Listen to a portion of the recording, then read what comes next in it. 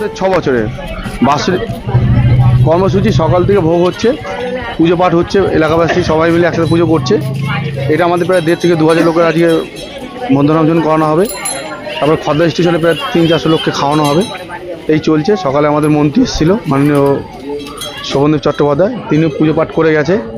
তো এখন এই কর্মযজ্ঞ চলছে। এটা কি সমগ্র টোটাল পাড়া না? পাড়া না, এটা সমগ্র এলাকাবাসী।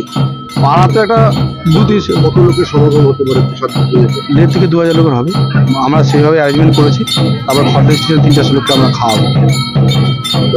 প্রসেনজিৎ শাহ, বন্ধুগুলো আমার ছিল।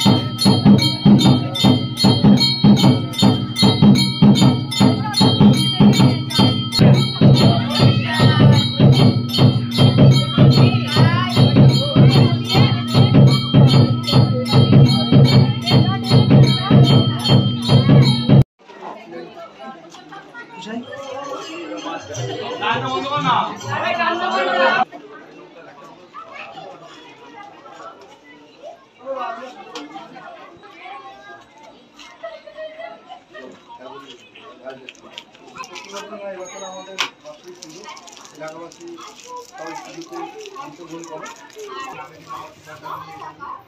আজকে আমাদের মাননীয় মন্ত্রী